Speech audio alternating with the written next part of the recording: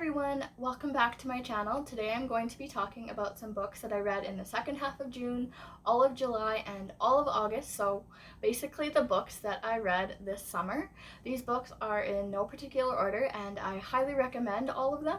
And I would also love to hear about some of the books you've been reading recently, so make sure to comment those down below.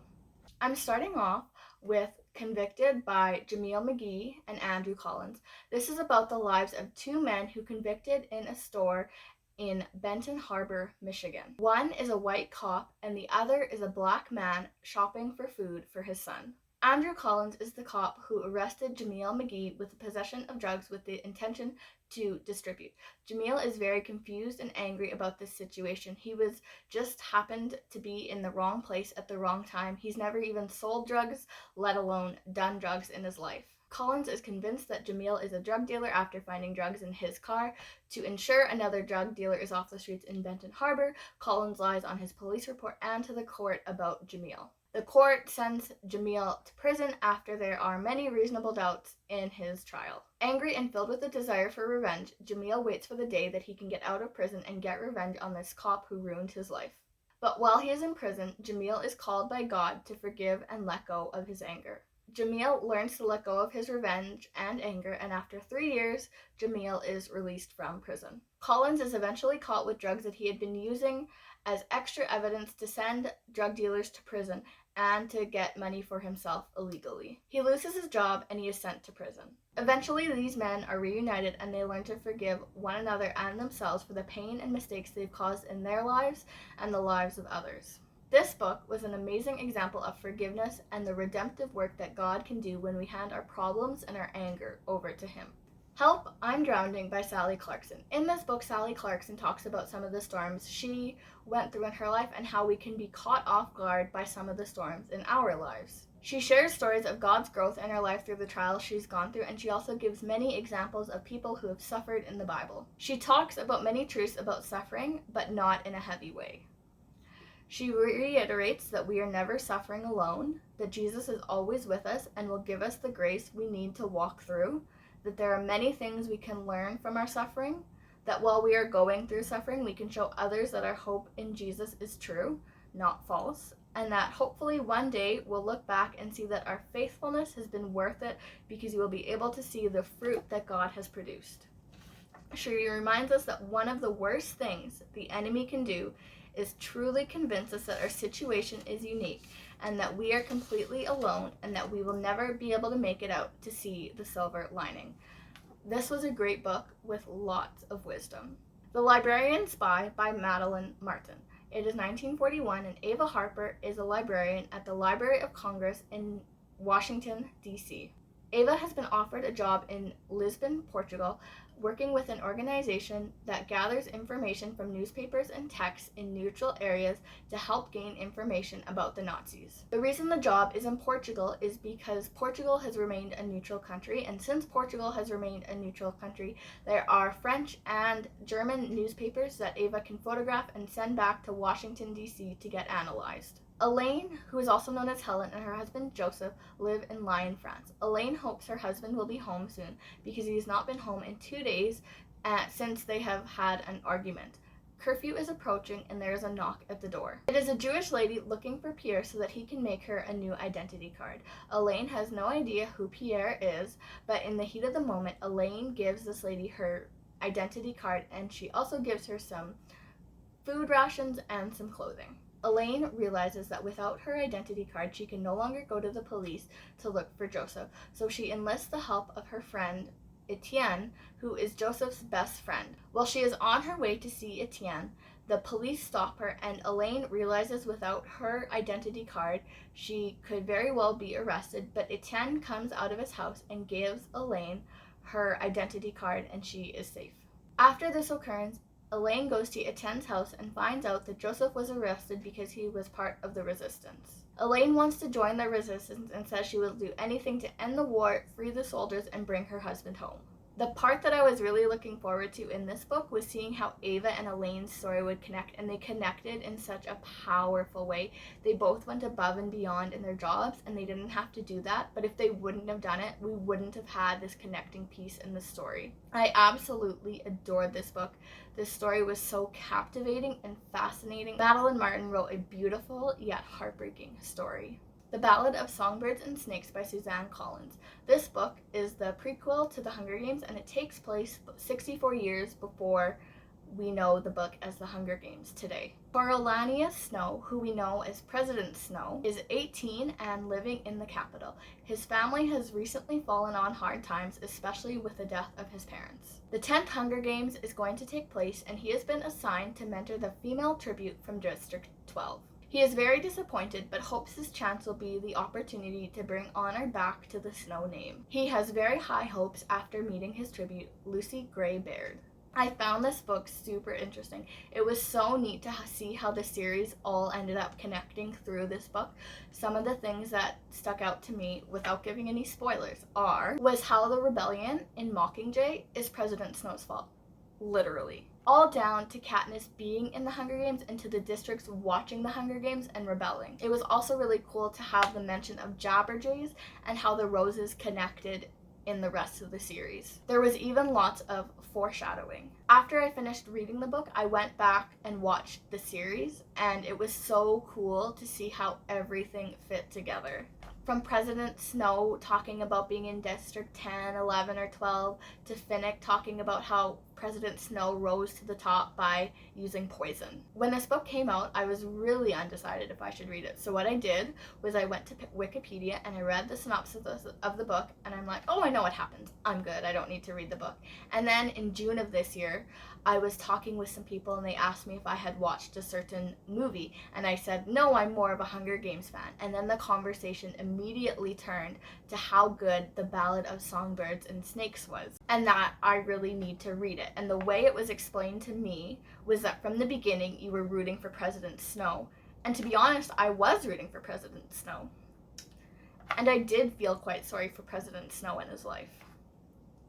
And it's this descent into evil. And from saying that, I knew I needed to go and read the book, and I'm so glad I read it. Suzanne Collins did an amazing job of tying everything together, and if you're a Hunger Games fan and you haven't read this book yet, you need to go and read it. The Paper Daughters of Chinatown by Heather B. Moore. In the late 19th century, San Francisco had a huge criminal organization of selling Chinese women and girls into prostitution. These girls were called paper daughters because they were given fake documents that would gain them entry into America. This left them with no identity and no way out except for the Occidental Missional Home for Girls. Based on a true story, this book alternates between the story of two women. Donaldina Cameron works in the mission home and was a real live person who bravely acquitted for social justice and helped thousands of Chinese women to freedom. Mia Lin is a paper daughter who thinks she is coming to America for an arranged marriage to a wealthy man with the hopes of being able to bring her mother to America one day. Instead, she is sold into prostitution. These two women connect in such a powerful way. I highly recommend this book. The best way to read this book would be to start with the author's note, and then if you would like, you can read the historical timeline, and then read the character chart, and then I would suggest starting at chapter 1, obviously. But after you read each chapter, there are chapter notes in the back. So once you're finished reading a chapter, there's like chapter 23. So when you're finished reading chapter 23, I would recommend reading chapter 23, and then it tells you everything that was true in that section. Sometimes they relate to the chapter, and sometimes they don't. But when they do relate to what happened in the chapter, they tell you what was the true part of the story. When you think you have a feel for the story, then I would recommend looking at the historical timeline. It meant something to me when I got to about the year of 1900.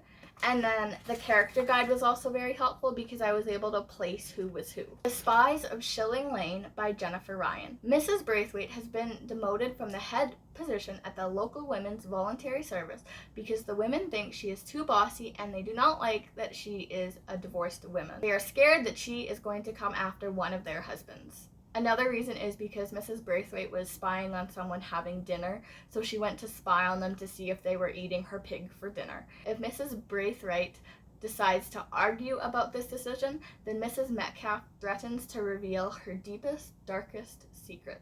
Mrs. Braithwaite feels that she needs to go to London and see her daughter Betty and tell her everything. When Mrs. Braithwaite gets to London, she goes to the place where Betty is staying, but the landlord, Mr. Norris, hasn't seen Betty for 4 days, and the other residents at this place don't know where Betty is either, and there haven't been any air raids since the week before. And Mrs. Braithwaite decides Betty is missing, and since no one is going to go look for her, she decides to look for her herself. Mrs. Braithwaite decides the first place she will look for Betty is at the place where she wrote to her mother where she works, at the Bexley Sewage Works. She finds out that Betty was hired, but she was never employed there. And Mrs. Braithwaite begins to wonder why Betty lied to her. The lady at the Bexley Sewage Works tells Mrs. Braithwaite that she should try the hospital because lots of missing people can be found there. So off she goes to the hospital and she inquires, and there's a B. Braithwaite found there. So she rushes upstairs, and only to find out that this B. Braithwaite is not Betty. So the search for Betty continues. The Extraordinary Deaths of Mrs. Kipp by Sarah Brunsvold. Clara Kipp always wishes that she could die in Sao Paulo, Brazil. But here she is in Kansas City at the end of her life, being moved to Sacred Promise Senior Care Center. This is the place where she is going to die. While Mrs. Kipp is at this center, across the hall from her room is a man named Charles Schleschler. Mrs. Kipp befriends him and shares about her life and is a friend to him when he has no one else. Aidan Kelly is a reporter, and she sent an email to the editor of the place she is working at to ask for a solo feature. This ends up getting her in huge trouble, and as punishment, she is required to write the obituary for Mrs. Kipp. Aidan hopes that this assignment will be enough to redeem her and allow her to keep her job. In order to get all the information that Aidan needs, Aidan will need to go and find out about Mrs. Kipp from Mrs. Kipp herself. Aidan ends up finding out more information about Mrs. Kipp than she ever thought she could find out. I found this to be a sweet story of an unlikely friendship that comes together in such a beautiful way. Forged Through Fire by Mark D. McDonough. One night, in the middle of the night, Mark woke up and his house was on fire. His dad was away, and so he was in charge of making sure everyone got out safely. 3 of his brothers got out safely. One of his brothers died, and his mom ended up being in the hospital and later died because of extensive lung damage. Mark was left with over 60% of burns on his body and had many months in the hospital. He is eventually able to come home, but he needs many reconstructive surgeries. Mark also writes about when he was younger and the memories that he had while he was growing up, whether it was spending time at the hospital because he was diagnosed with Guillain-Barré syndrome, or known as GBS, which is a short-term but often life-threatening disorder which affects the nerves in his body, to his family's trips to Disney World. Mark also wrote about his life recovering after the burns to his body. Because of all the reconstructive surgeries and rehab that he had, it motivated him to become a physical therapist. When he was a physical therapist, he worked with burn, disease, and trauma patients. And by working with those patients, he aspired to become a reconstructive surgeon because he wanted to help others who had suffered in the same way as him. Where the Road Bends by Rachel Fortham. Nora is to be married in a few days to a man she barely knows. This is a marriage of convenience. Nora did not have enough money to save her farm, and the man she is pledged to be married to promised to take good care of her and her farm. One day, Nora is doing some work on her property and she comes across an injured man named Quincy Barnes. Nora shows kindness to this man by helping him recover from his injuries, and they hit it off. Once Quincy finds out that Nora is going to be married soon, he leaves her farm with nowhere to go but promises her that he will make a better life for himself. After Quincy leaves, he realizes that he has something that belongs to Nora, but by this time, Nora is already married, so Quincy doesn't think it will matter if Nora gets it back or not. Eventually, Quincy feels like he should give this back to Nora, so he sends it in the mail. 1 year later, in the present day, he gets the letter back from the post office because they were unable to deliver it. Quincy decides that he will have to return this to Nora in person, but returning what rightfully belongs to Nora is much harder than Quincy ever thought was possible. This was such an incredible story of God's redeeming love and the forgiveness that God offers us and the forgiveness that we can offer to others. The Blended Quilt by Wanda Brandsetter and Jean Brandsetter. Sadie recently got back from Hawaii and wants to make a quilt to remember her time there. She's thinking that she'd like the quilt to be part Hawaiian and part Amish, and she also is going back and forth with the idea of writing a book about her quilt designs. Sadie's boyfriend Wyman is unhappy at his job and he is constantly job hopping. Sadie is worried that since Wyman can't commit to a job, whether he will have problems committing to marriage and being unhappy in marriage. Wyman ends up quitting his job and doesn't tell Sadie when they have supper that night. When Sadie finds out, this leads her to mistrust Wyman and says they need a break until Wyman proves that he can be trustworthy. Sadie ends up getting an inheritance worth millions of dollars that now allows her to put her time into writing this book about quilts. But now there's an even bigger strain on Sadie and Wyman's relationship. Will they work through it, or will they call it quits for good? This book was simply written in a way that made it enjoyable to read. All That Really Matters by Nicole Deese. Molly McKenzie is an Instagram influencer and she hopes to get to 1 million followers very soon. Her manager/boyfriend found an audition for Molly that would make her the host of a TV makeover show for America's underprivileged youth. This is exactly what Molly wants, but to be sure she gets the job, she wants her resume to look good. So she sends her application to volunteer at the summer transitional for aged out foster kids. The director, Silas Whitaker, doesn't think Molly is fit for the position, so after her interview, he throws her application in the trash. But Molly doesn't give up that easily, so after Molly comes back with plans for classes and activities that she'd like to run during the summer, Silas is so impressed that he decides to give Molly a trial run. As Molly begins to make genuine connections with the girls at the house, she feels that everything is lining up perfectly for her to win this position of a host. But Molly's online life begins to fall apart in a way she never thought possible. I absolutely loved this fabulous and heartwarming story. One of my favorite things about this book was seeing the progression in Molly for her to have to decide what truly matters in life. Being true to yourself or hiding behind a screen and being what everyone else wants you to be. All That It Takes is the second book in this series. This book more focuses on Val, Molly's assistant, and Miles, Molly's brother. Val moved across the country to work with Molly, and she is living in the top of Miles' apartment. But there is a big problem when Val gets there and all of her plans go up in the air. Since Val is now out of work, she decides to pursue a chance at an elite filmmaker's mentorship. Miles was on a missions trip to Mexico, and when he got back, he found out that the church no longer needed him as a pastor, so they have reassigned him to a local ministry that is really struggling. Miles basically thinks this is a demotion and does not want to do the job. Miles begins to put his time into other projects, including Val. But will pursuing Val come at a cost of what he really wants in life? And Val also has to decide for herself whether her story is worth telling or if it's just worth it to hide behind the camera and use other people's ways of telling her story. Nicole Diaz has a beautiful way of writing stories about things that truly matter. I absolutely loved both of these books. They were beautiful and heartwarming stories. Northern Lights by Cathy Parker and David Thomas. One Sunday morning before church in October of 2006, Cathy and her family were watching ESPN. Cathy was in the kitchen baking muffins when one of her children called her to come watch what was on TV. The story was about the Barrel Whalers, a high school football team north of the Arctic Circle, in far north Alaska, playing their first season. The story drew them in because the school had a 50% dropout rate.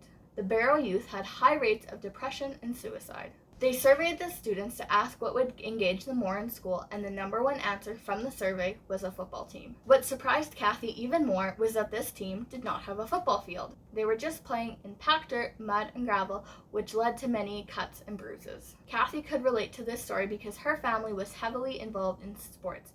This story moved Cathy emotionally. Cathy knew she had to take action. Cathy was going to raise money for the football players in Barrow and was going to give them an artificial turf field to play on. Cathy knew that God was calling her to do this. This story was so incredible. There were so many obstacles that Cathy had to overcome in order to make this happen. Cathy had to remind herself many times that if God wanted it to happen, then the pieces would just have to fall together, which they did. I loved reading about how God just continued to open the doors for this to happen. Just by reading this book, you could see God at work all over the project.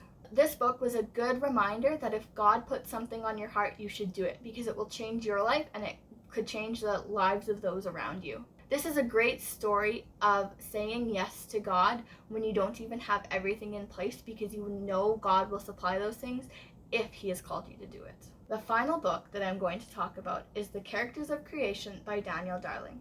In the introduction, Daniel Darling talks about the important realities that creation reveals about God and why they truly matter. One of the reasons he said is creation reveals a God who is not like us, and he said, we act like we want a God we can reduce to our size, a God who overlooks our flaws and blesses our indiscretions. We want a God we can share and shift. But is this really what we want? A God who is limited by our limitations? A God who is subject to our fears and captive to our whims?